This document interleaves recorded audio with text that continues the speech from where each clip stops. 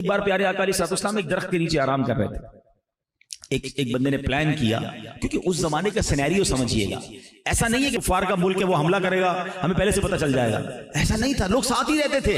ایک ہی محلہ تھا، ایک ہی ٹاؤن تھا جس میں غیر مسلم بھی رہتے تھے، مسلمان بھی رہتے تھے. کوئی بیریئر تو تھا نہیں، آس پاس میں پڑوسی رہتے تھے، کیونکہ اسلام تو شروع ہوا تھا، ابھی تو دعوت اسلام شروع ہوئی تھی. ٹھیک ہے نا. تو اب پیارے آقا علیہ الصلوۃ والسلام ایک درخت کے نیچے آرام کر رہے ہیں. ایک شخص جس کا نام غورس ہاتھ میں ننگی تلوار لیے نبی پاک کو معاذ اللہ شہید کرنے آ گیا.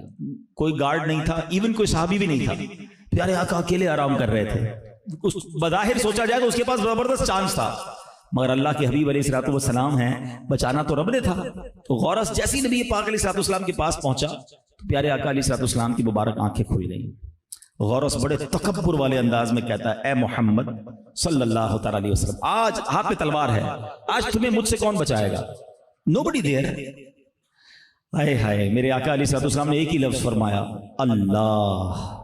اب یہ لفظ کس کی زبان سے نکلا ہے؟ حبیب خدا کی زبان سے نکلا ہے. غورس کانپنے لگا. یہ لفظ کی ہیبت ایسی تھی کہ وہ کانپنے لگا، اس کے ہاتھ سے تلوار گر گئی. اب نبی پاک علیہ الصلوۃ والسلام نے تلوار اٹھا لی. فرمایا، غورس اب تمہیں مجھ سے کون بچائے گا؟ اب بتائیے، کوئی بندہ قتل کرنے آیا ہے، کوئی بندہ جان لینے آیا تو اس کو تو چھوڑنا ہی نہیں چاہیے تھا. غورس بتاؤ اب تمہیں کون بچائے گا؟ اللہ کے حبیب علیہ الصلوۃ والسلام نے معاف کر دیا. اور یہ باتیں تھی کہ لوگ کلمہ پڑھ پڑھ کے مسلمان ہوتے تھے، خون کے پیاسے مسلمان ہوتے تھے، غلام بن جاتے تھے. ان دا ہسٹری آف یونیورس نبی پاک کا جو انداز تھا نا، آپ نے بہت سارے انسیڈنٹ سنے ہوں گے. اچھا، ہمارے ساتھ بھی کبھی کبھی ہو جاتا ہے، بدقسمتی سے کراچی کے حالات بھی ہیں. کبھی کوئی لوٹنے آ گیا، کبھی کسی داڑھی والے کو، مذہبی آدمی کو دیکھ کر ابل تو ان پہ بھی رحم نہیں آتا، چلو کبھی رحم آ جائے. کوئی لڑنے آئے دیکھ کر کہتا ہے چلو یار معاف کیا. میکسیمم یہ ہو سکتا ہے کہ کوئی مجھ سے لڑنے آئے، مارنے آئے، وہ معاف کر دے.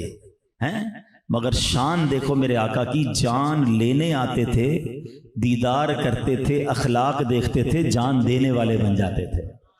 حضرت عمر کی لائف تو سمجھو نا، واٹ اے بیوٹیفل پرسنالٹی، کیا انفلوئنشل شخصیت ہے. اسلام نہیں لائے تو کفار کی یوں سمجھے فورس ہیں، آپ کی وجہ سے کفار ہمت میں ہیں. اور نبی پاک نے حضرت عمر کے ایمان لانے پر دعا کی ہے کہ اللہ عمر کو اسلام دے کر، عمر کو مسلمان بنا کر اسلام کو قوت عطا فرما.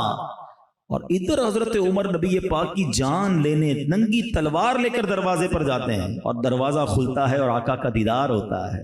نبی پاک چند جملے ارشاد فرماتے ہیں، عمر کلمہ پڑھ کر مسلمان ہو جاتے ہیں. اچھا، اب یہ غور کریں کہ یہ کیا تھا. ایک دن، ایک گھنٹہ، ایک لمحہ پہلے اب جان لینے والے ہیں، اور رائٹ آفٹر ایمان لانے کے بعد کہتے ہیں حضور کیا ہم اکبر نہیں ہیں؟ چھپ کر نماز کیوں پڑھیں گے؟ طواف چھپ کر کیوں کرتے ہیں؟ آئیے ہم طواف کرتے ہیں، آئیے ہم اذان دیں گے، آئیے ہم نماز پڑھتے ہیں. جان لینے والا جان دینے والا بن جاتا ہے. یہ میرے آقا کے اخلاق ہیں، یہ نبی پاک کی سیرت ہے. تو خدا را دشمنیاں ختم کرنی ہے نا، اگر اپنے مخالفین ختم کرنے ہیں تو سب سے پہلی چیز ہے کہ معاف کرنا شروع کر دو، درگزر کرنا شروع کر دو، اگنور کر دیں، ہر چیز کو سر پہ سوار نہ کیا کریں. اچھا اس نے میرے بارے میں ایسا کہا، ساری رات سوچتے رہیں گے، میں بھی نہیں چھوڑوں گا، میں بھی کچھ پلان کروں. ارے چھوڑ دو یار، کہا تو کوئی بات نہیں، پتہ چل بھی گیا تو کوئی بات نہیں، دل بڑا رکھیں.